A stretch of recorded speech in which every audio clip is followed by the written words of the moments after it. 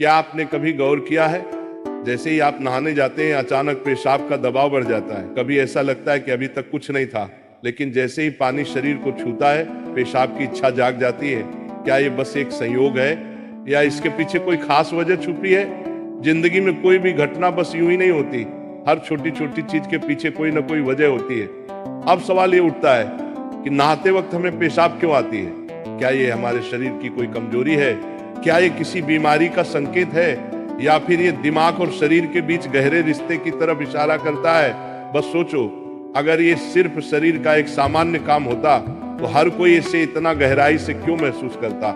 नहाना सिर्फ साफ सफाई का मामला नहीं है। नहाना एक ऐसा प्रक्रिया है जिसमें शरीर, दिमाग और आपकी पूरी चेतना जुड़ी होती है। पानी, जिसे सबसे पवित्र तत्व माना जाता है, सिर्फ आपके शरीर को नहीं धोता बल्कि आपके अंदर जमा थकान, तनाव और दबाव को भी धो देता है। और जैसे जैसे शरीर हल्का हो जाता है उसका दबाव पेशाब के रूप में बाहर निकलता है।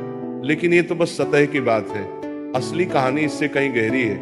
क्योंकि शरीर का हर अनुभव मन का भी अनुभव होता है और मन का हर अनुभव शरीर में उतरता है।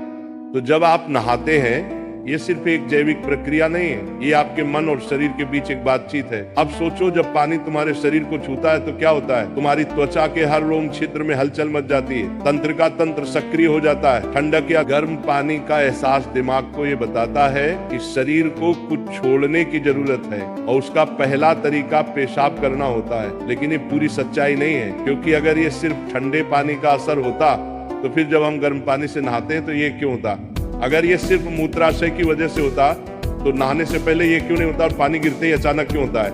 यही वो राज है जो लोगों को हैरान कर देता है। जैसे ही आप नहाना शुरू करते हैं शरीर आराम की स्थिति में चला जाता है, और जैसे ही शरीर आराम करता है सबसे पहले वो दबाव को रिलीज कर देता है। ये दबाव कभी पेशाब के रूप में दिखता है, कभी गहरी सांसों में और कभी थकान के एहसास में।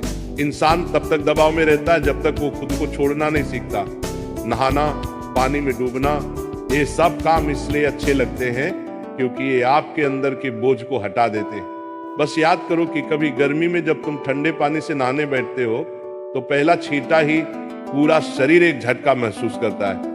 उस झटके में शरीर कुछ देर के लिए नियंत्रण खो बैठता है और नियंत्रण खोने से इच्छा पैदा होती है।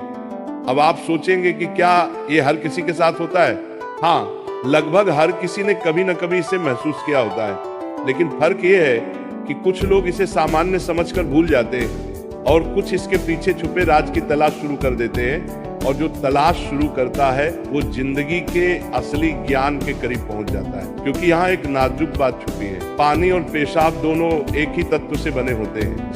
जब पानी बाहर से शरीर को छूता है तो शरीर के अंदर पानी का तत्व भी प्रतिक्रिया करता है। यही प्रकृति का संतुलन है, ये एक अनुनाद है। शरीर और प्रकृति के बीच रिश्ता आईने जैसा होता है, जो कुछ बाहर होता है वो अंदर भी परिलक्षित होता है। तो जब बाहर का पानी तुम्हारे शरीर से मिलता है तो अंदर का पानी यानी पेशाब भी बाहर आने को बेचैन हो जाता है। लेकिन अब सवाल उठता है, क्या ये सिर्फ पानी और मूत्राशय की बात है या इसके पीछे कुछ और भी है? क्या ये किसी कमजोरी का संकेत है? क्या ये किसी बीमारी का शुरुआती लक्षण है, या बस मन और शरीर के बीच की एक बातचीत है?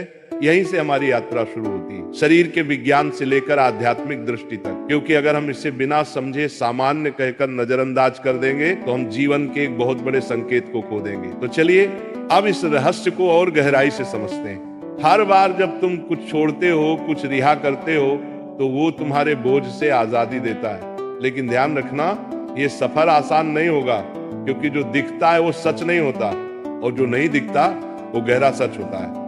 लेकिन सवाल यह है कि ऐसा क्यों होता है कि कुछ लोग इसे ज्यादा महसूस करते हैं और कुछ कम? यहाँ मनोविज्ञान की भूमिका आती है। मनोविज्ञान कहता है कि हमारा मन और शरीर गहराई से जुड़े होते हैं। जैसे ही मन आराम करता है शरीर भी रिलीज होना चाहता है। इसे कैथारसिस कहते हैं। सोचो, जब तुम रोते हो तो कैसा महसूस करते हो? पहले तो भारीपन होता है, लेकिन रोने के बाद हल्कापन महसूस होता है। बिल्कुल ऐसा ही होता है, पेशाब आने में भी ऐसा होता है। ये एक तरह की साफ सफाई है, और नहाना भी ऐसी ही एक प्रक्रिया है जो आराम और तरोताजगी दोनों को जगाती है। इंसान लगातार दबावों के नीचे रहता है, तनाव, इच्छाएं, डर, गुस्सा, चाहते सब अंदर जमा रहते हैं। जब आप नहाते हैं तो पानी सिर्फ शरीर को नहीं धोता, ये आपके दबावों को भी पिघलाता है। और जैसे ही दबाव कम होता है, शरीर से छोटे छोटे रिहाई के संकेत पहले निकलते हैं। मतलब पेशाब आने की इच्छा सिर्फ जैविक नहीं है, बल्कि मनोवैज्ञानिक भी है।